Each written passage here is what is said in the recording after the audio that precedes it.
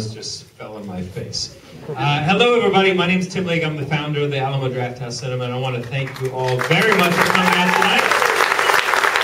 For grand opening week here at the Alamo Drafthouse Vintage Park.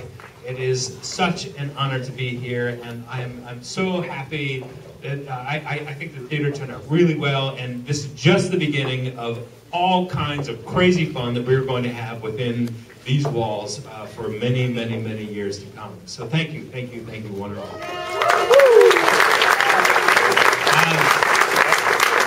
So I'm not going to say too many things because we've got several people that are going to be talking about the movie tonight, but we went through a little bit of an exercise of what are the most quintessentially Houston movies that exist. And right there at the very top for me is the movie we're going to be watching tonight. You might say that maybe they were trying to evoke something of the Northeast, but everybody who's a true Houstonite knows this is our movie and this is our town that is being celebrated tonight. So this movie will stand the test of time of really one of the warmest, most charming movies ever made. And so tonight, the first person that's come up on the stage is a gentleman that I have known since he was in knee-high breeches, whatever that means. I don't know. But I think he was in high school. He started coming to the Alamo Drafthouse back in the early, 2000s, maybe late 1990s. Eric, what was the first time you came to the Alamo Drafthouse? Pulp Fiction. I came illegally because you didn't allow people under 18. I was not 18.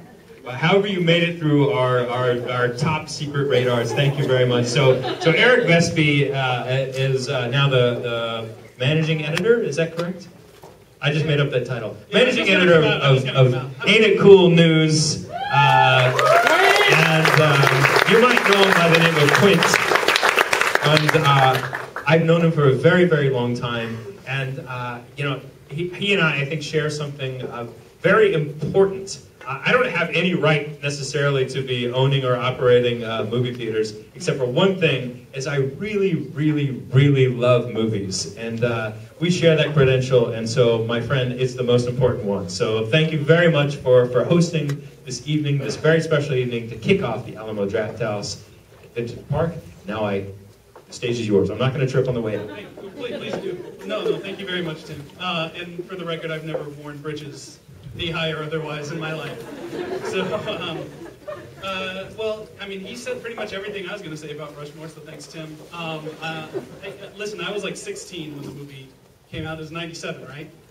So I was like the Max Fisher's age, and I, too, had a giant crush on Olivia Williams, so it was a very easy movie for me to relate to.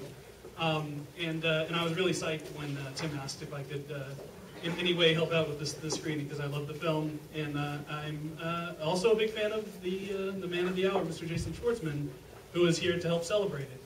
Before I bring him up, can I get a hand count of anybody who might not have seen Rushmore yet that isn't? That's not? Yeah, don't be embarrassed, it's all right. All right. Okay, we're going to do our best not to do spoiler stuff because we are going to be doing our Q&A before the film. So we will dance around for you guys. But let's go ahead and bring Mr. Jason Schwartzman up on the stage.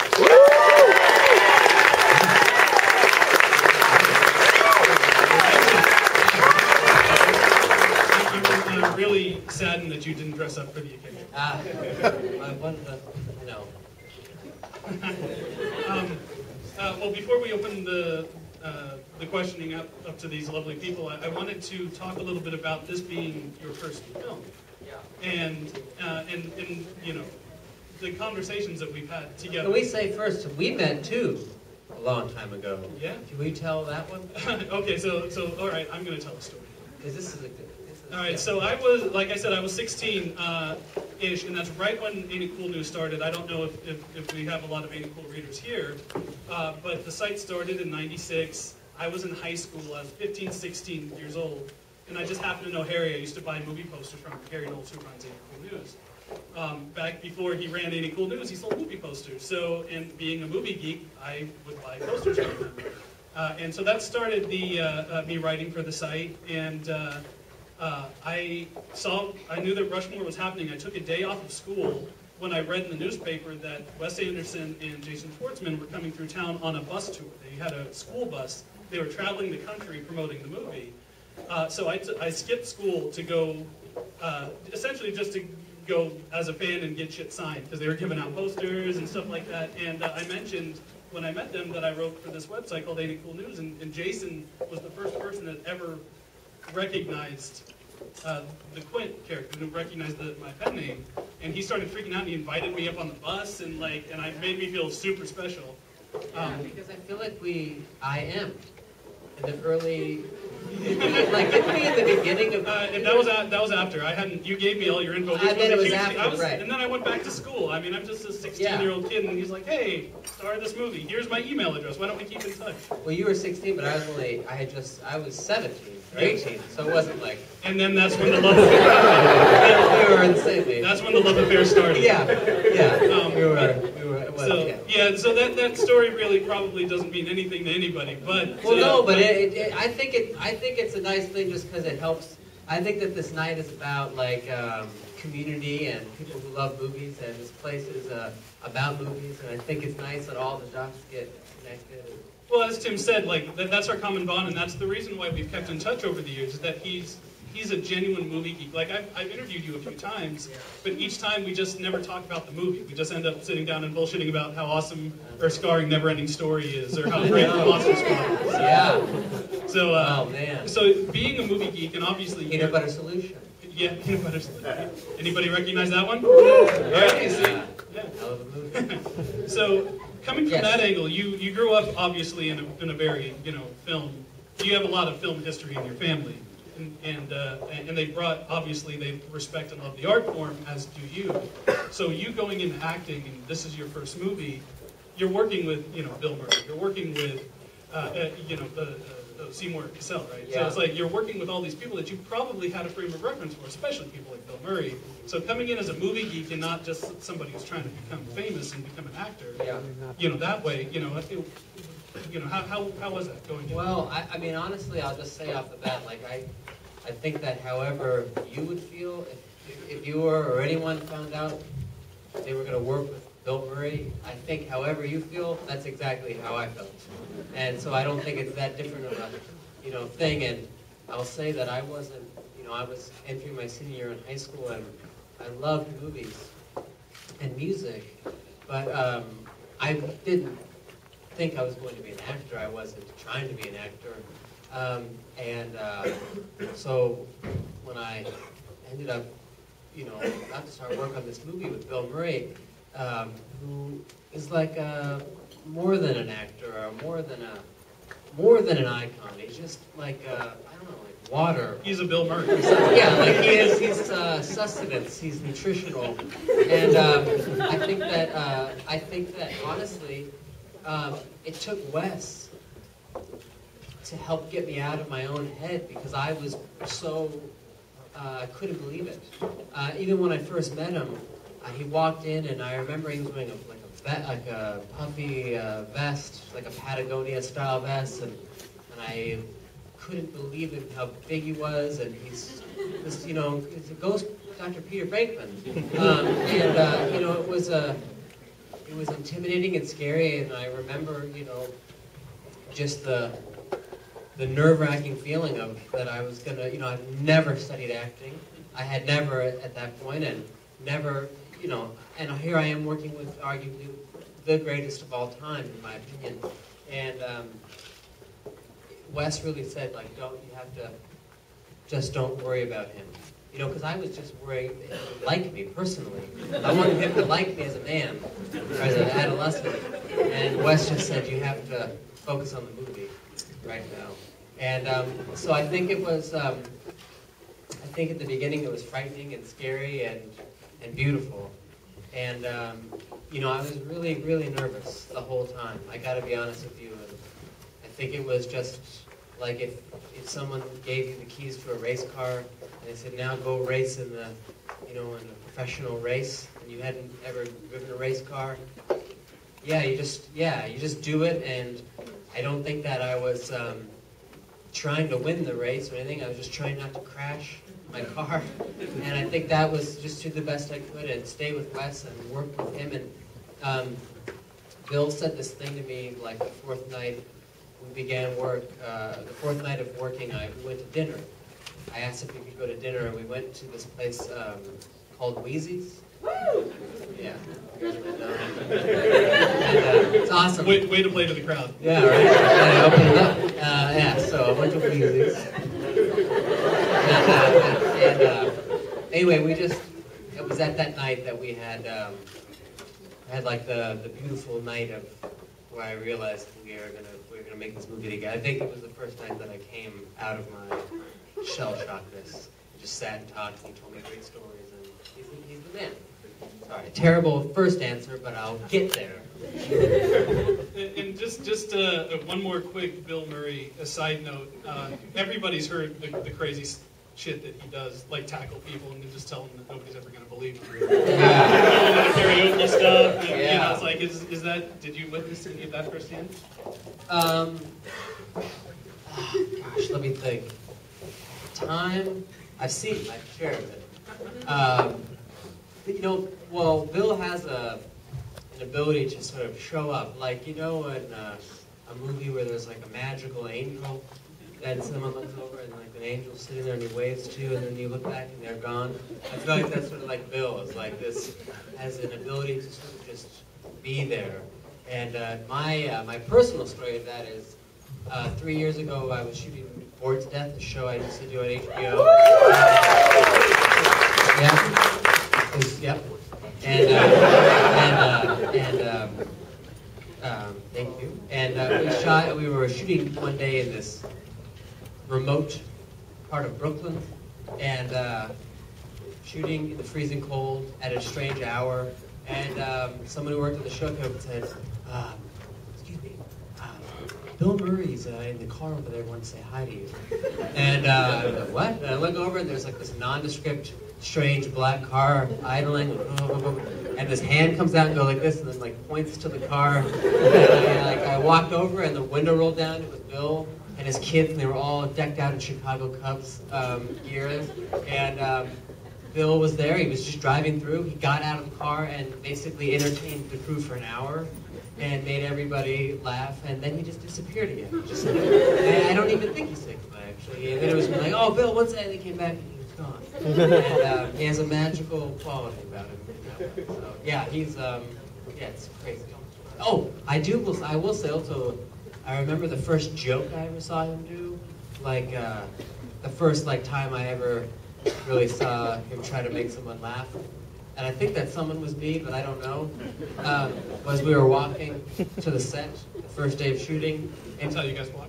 We walked like this, yeah. We were walking like this, just like a real walk. Trying to walk the most perfect movie as we can. And we're walking, and he's eating a banana, and he was talking to me.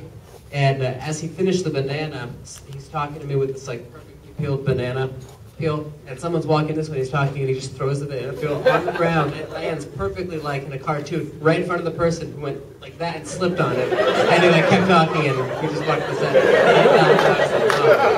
That's it. That's, the greatest joke.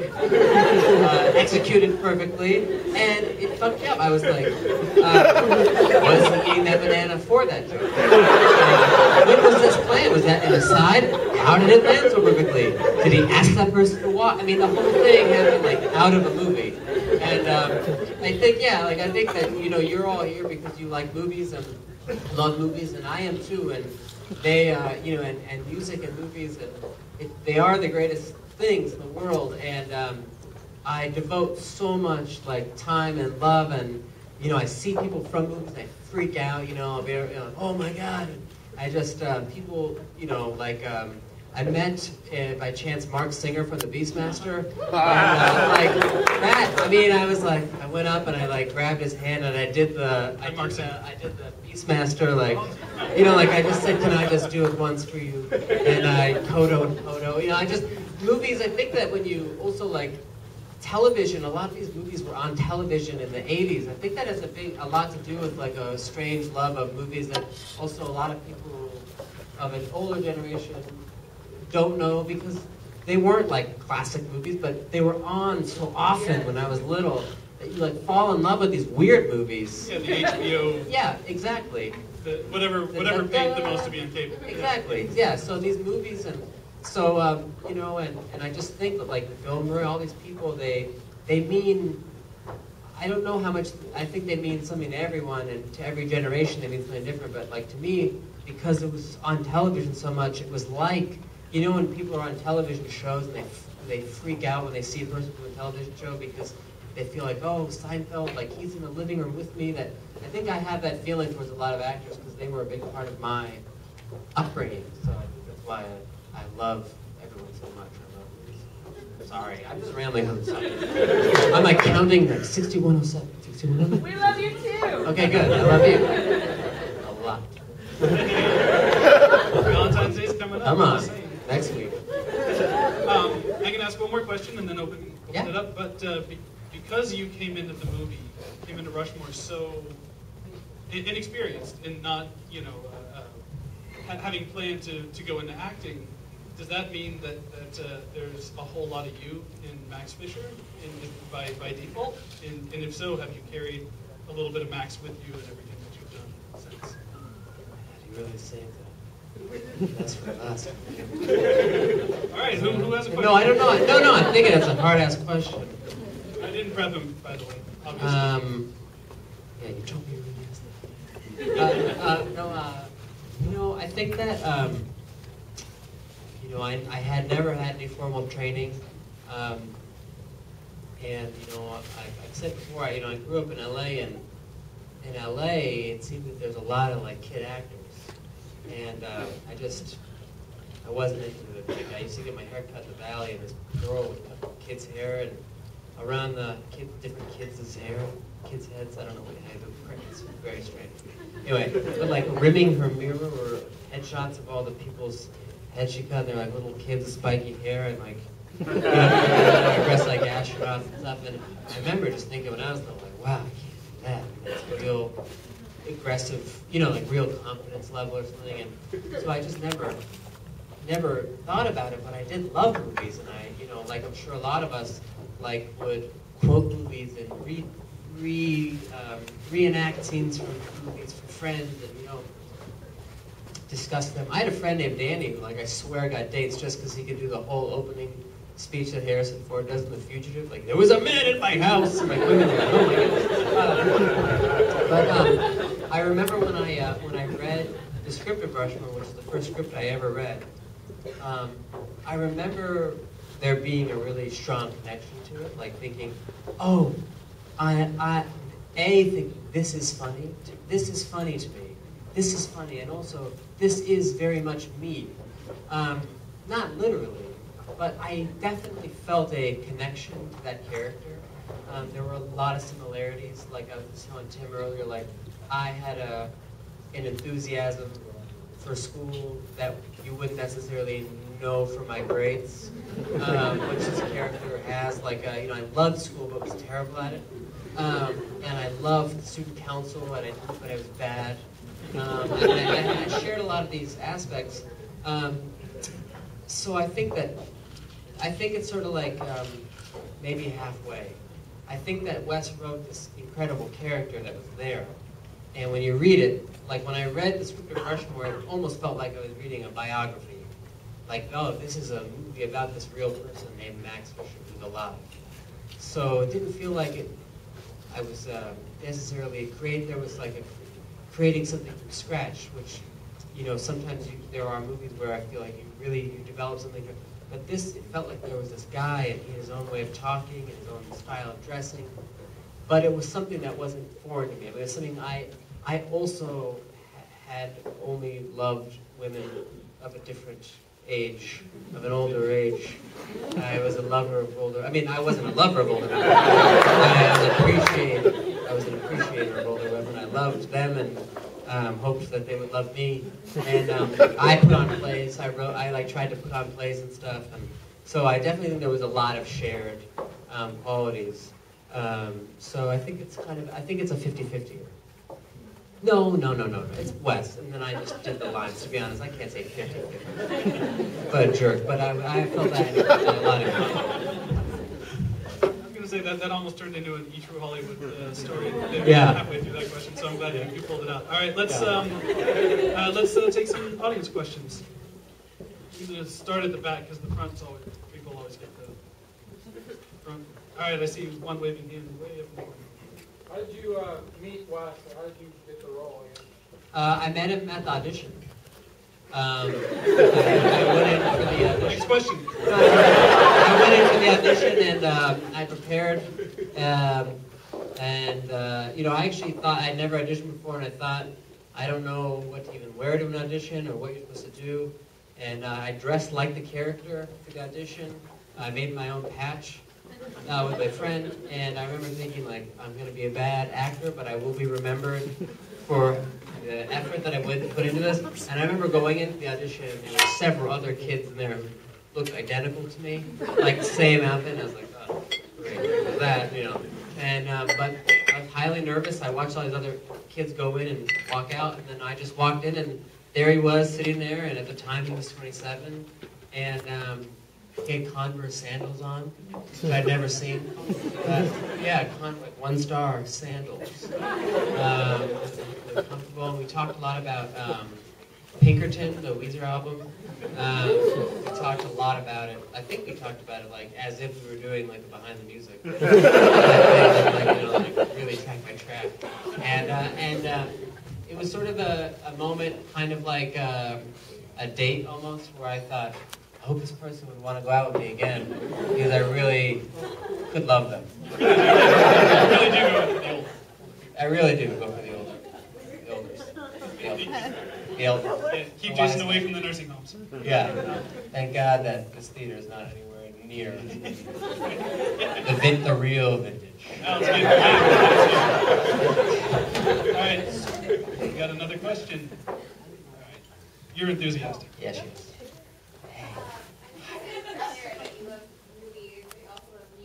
Yes. One of the most endearing things about Wes Anderson's films are his soundtracks. Yeah. So I want to know, what's your favorite soundtrack? And also, second part question. Yeah. Are we going to have Yeah. Everybody hear the question? No. Rika, Jason, you do it. She said, how was your flight?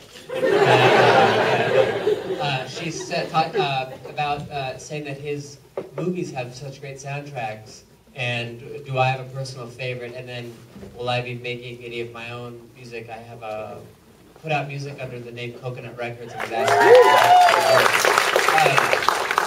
we'll quickly yes, I'm trying to write another record, but it takes so long. And then my favorite soundtrack, I mean, it's hard to discuss this movie because it's so personal, but I mean, this one is a big deal to me because I remember Wes, when I got the part, Wes gave me a cassette of the soundtrack, and he had written all the track titles down, and gave it. This is the soundtrack of the movie. A mixtape. A mixtape. And I listened to it almost exclusively while we were doing the movie. And in fact, a lot of the scenes in the movie, when you hear music and there's scenes happening, we play the music live on set. And I think it gave it a sort of a rhythm, like you could get a feeling for what was trying to be attempted. And so for that reason, I think that this is my favorite, because it was almost, I mean, not to sound cheesy, but it really was like a soundtrack to my life at the time as well. Do you have a favorite score? Not of anything you're in, but just is there a particular movie In general? score? Yeah. Let me think. There's a lot. I love La Samurai. That's a great piece of that soundtrack. Might be one of my favorite ones. And then Contempt, George Delarue. Nina Rota. His Omachord. I don't know. So you like film student stuff? Exactly. Basically, I really do like international. Yeah. I like international. All right. Let me think. Yeah. Yeah, you can come up with some stuff over. Yeah. Okay. He's just going to suddenly go, Basil Polidorus! Like in the middle of it. One trick pony. All right, and we go over here. Hi. As I'm sure you probably know, working with Wes over the years, he kind of sits on this like gold mine of what his idea of like film knowledge that he incorporates into his humor. And considering a lot of people consider Rushmore being like this homage to French New Wave and screwball comedies and stuff. And I was wondering, at such a young age, when you went into doing film, was it kind of a click between you and Wes in terms of like what your ideas of humor were, or was it something that over the years of working with him was kind of this process where you kind of like both grew into like what likes and dislikes? Yeah, well, I think that he's 10 years older and has a much larger film knowledge than I do, and I think that he's my mentor and taught me a lot and showed me a lot.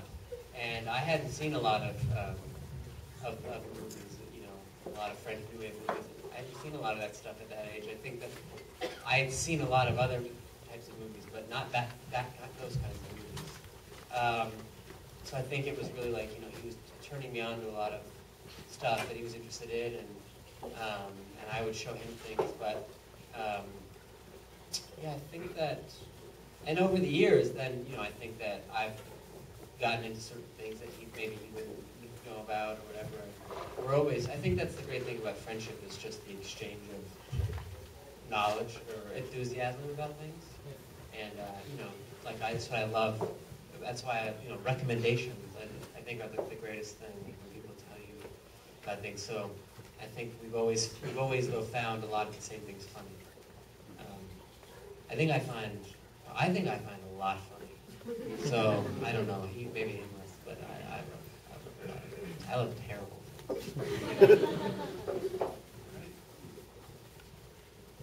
There's one way in the back, second row, middle.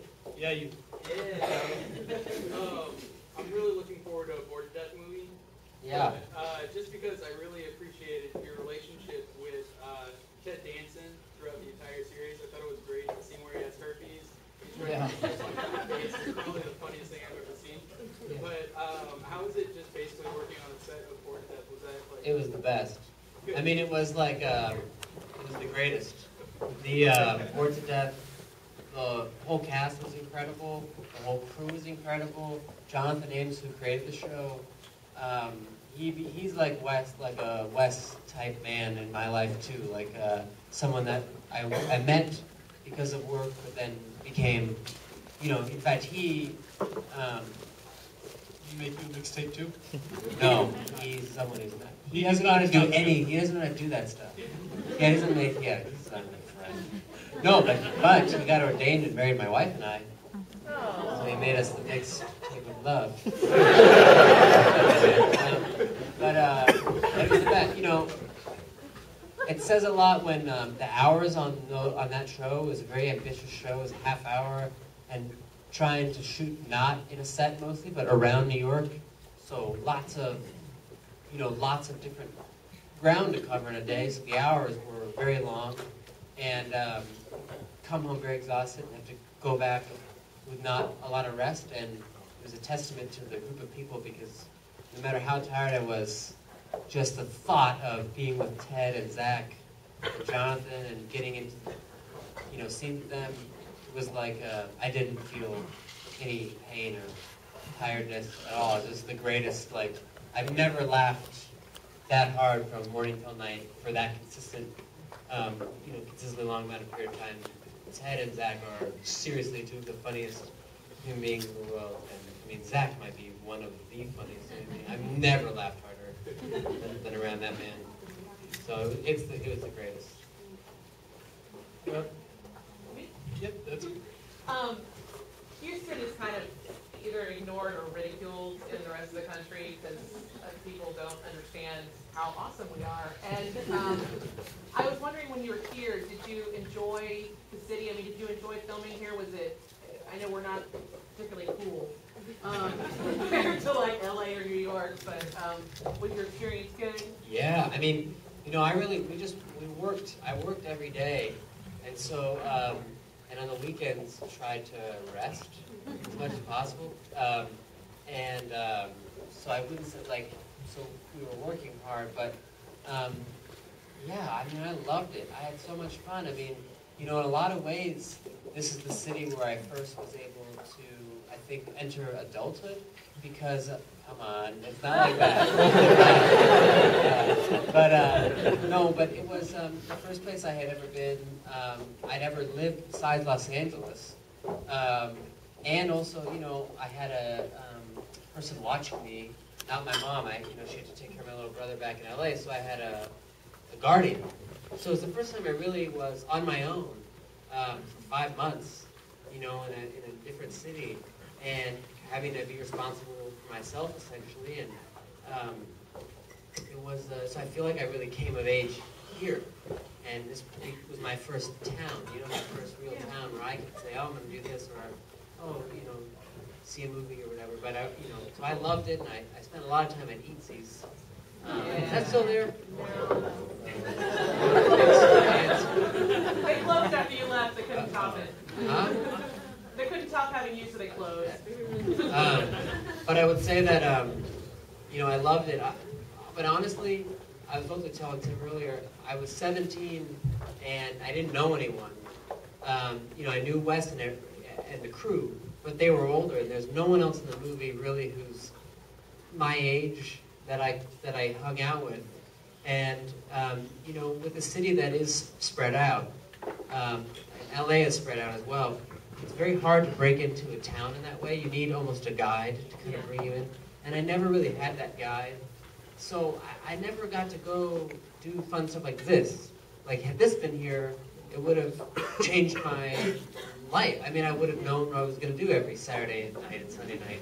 I wish this would have been here, and I wish that I had known all of you. You know what I mean? In the lobby, I just met all these great people, and after I shook everyone's hand, I was like, how come we didn't meet then? How come we didn't meet then? And, I didn't really know anyone. So on a cultural, hanging out level, I didn't know where to go. I went to the Black Lab, Eatsy's, restaurants, Cactus Records. Yeah, I love Cactus Records. And I mean, a lot of other places too, but anyway. But I wish I had, I wish there was a draft house. Well, there is one now for the next Jason Schwartzman. Yeah. I love Marie Antoinette. It's so great. I love you as the adorably awkward tea.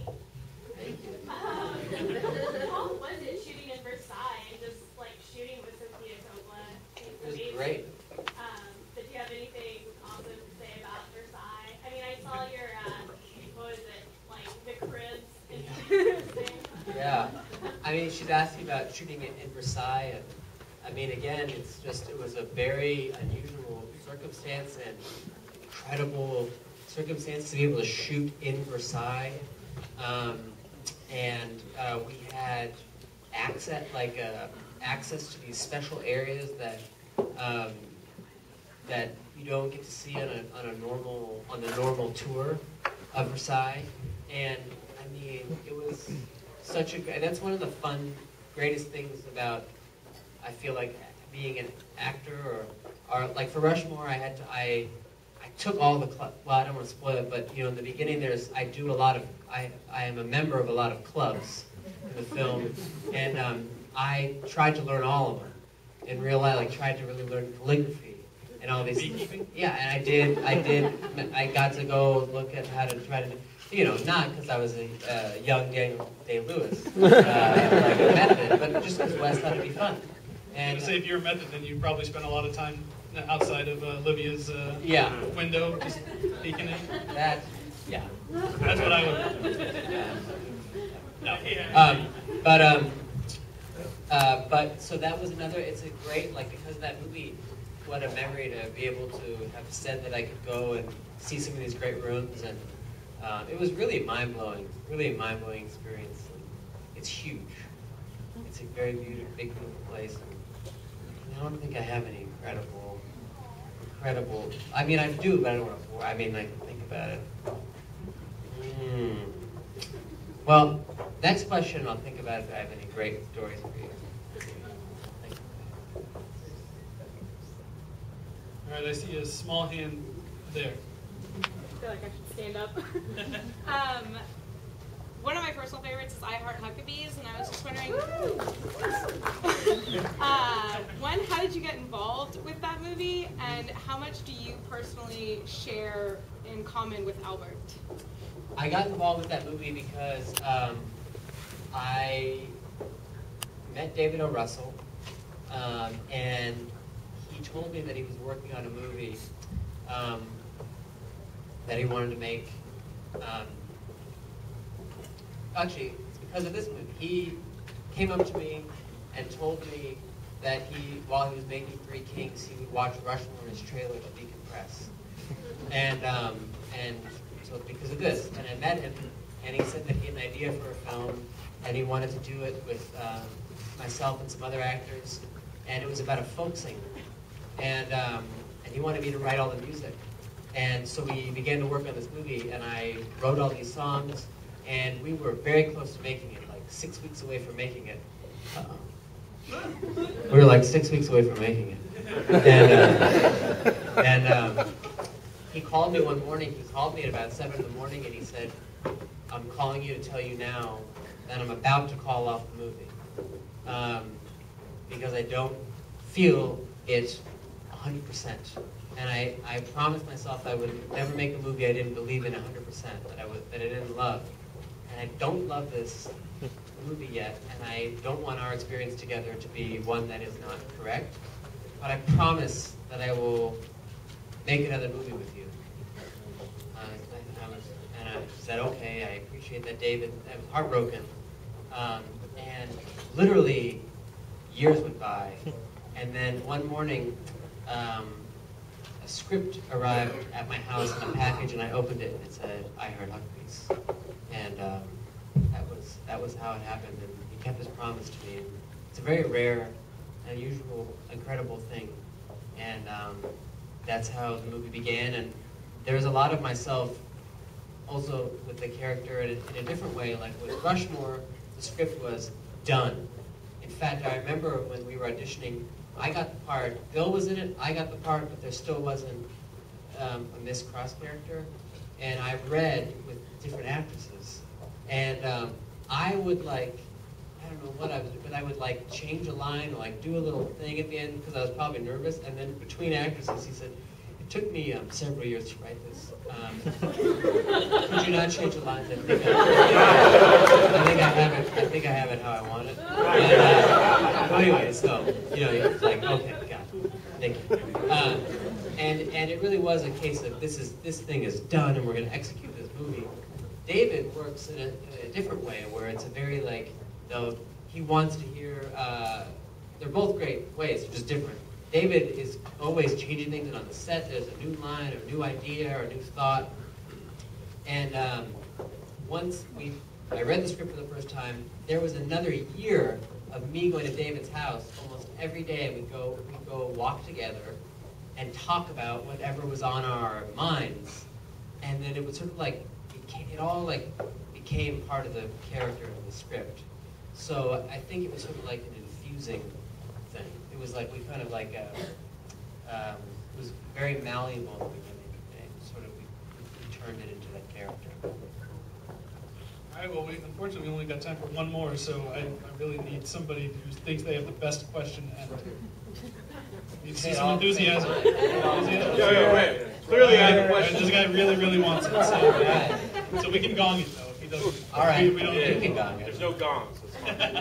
So a lot of network sitcoms get the cutting room floor, the acts, all that type of thing. What are your thoughts on Yo Teach? That should have been developed. Yo Teach is a fake sitcom that I did in the movie Funny People, and honestly, I would love to do it. I loved it, and it was the best. Honestly, we just had one day to do Yo Teach. I feel like we shot a whole season worth of Yo Teaches a day. And I was like, why can't all shows be like this? It was incredible. So, if you can make Yo Teach happen, I will. Huh? I've got the funding. You get the funding. Yes. I'll get to teach. All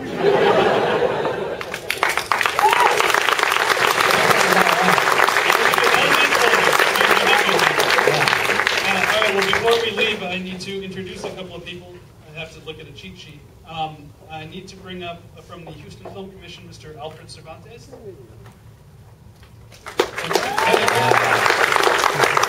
the Houston Film Critics Society, Joshua Starnes.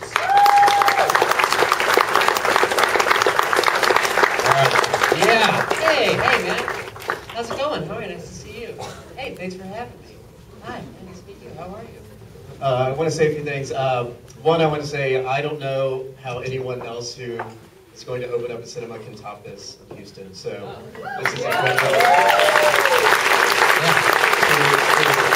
Alamo Drafthouse. You get this kind of thing at Alamo Drafthouse. So this is the debut of it. So come here often, as they say, and enjoy the films here.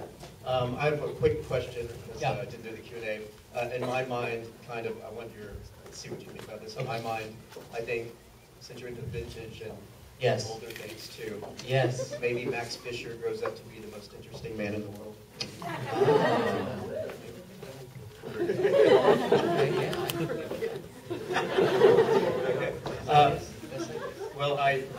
To show that how much we appreciate you being here, we want to emphasize how important it is and what a really Rushmore being a movie about Houston. It is a classic Houston film, in my opinion, most important Houston film. Wes Anderson, our Houston filmmaker from Houston, captured Houston in Rushmore in a way no one else has since. And so this film has a soul. And as you can see, all the fans here, it lives on and it will continue to do so. So we have something for you here that Justin is going to read the first part. It's a proclamation that there's an official Rushmore Day. On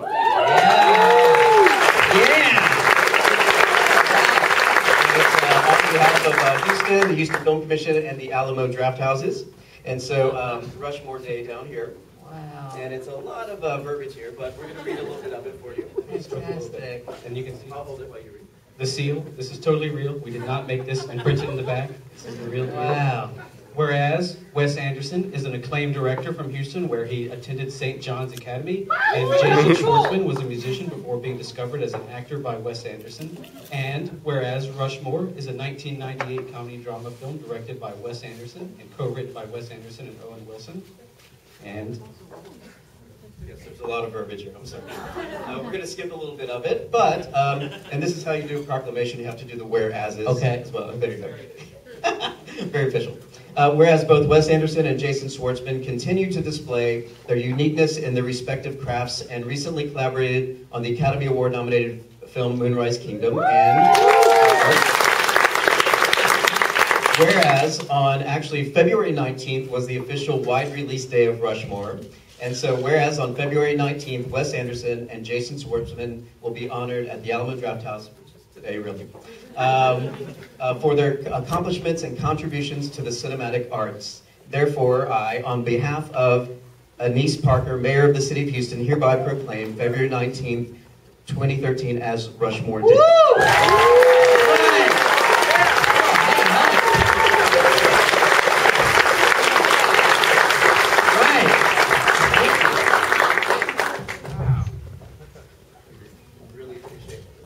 Wow, this is amazing, you guys. Well, it's all for all of us. I'm just holding the plaque, but it's really for everyone in the room. I don't know what to say. I mean, that's really insane. Just as good as the key to the city, so you're consider you custodian now. Thank you, guys. Well, listen, I just want to say, Wes has this great story where he said that initially he was trying to write this movie, and like Tim was saying, was it going to be in the, New England or something? And he said he realized, I'm writing about Houston. I'm writing about the town that I grew up in and the school that I went to. And the movie is truly a love letter to his environment and the city that made him. And I know that it was exciting to make this movie here for him, and he loved it, and getting to be at his school and to show me around and to show it to people. And so this is really for him ultimately, and just, I mean, I am so shocked, and so thank you all, and thank you, Wes, for making this movie.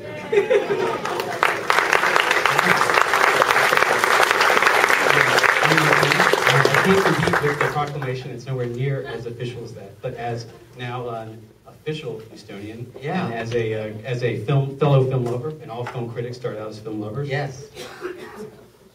They don't stay film lovers? Depends on how many bad movies you have to watch. Wow. Official Oh, cool. Houston Film Critics Society T-shirts. Awesome. I love it.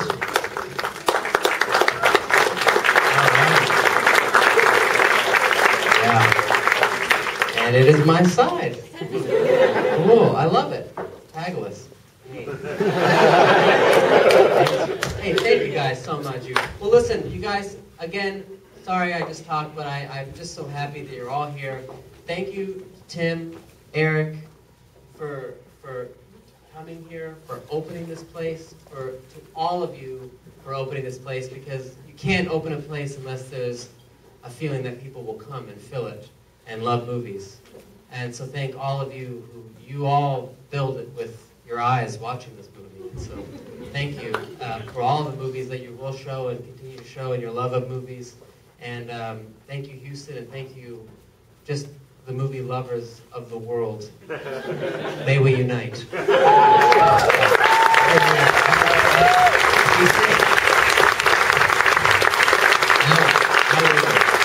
Oh, get out of here. You guys can watch a movie. All right. Enjoy it. Enjoy it. Have a good night. Thank you so much.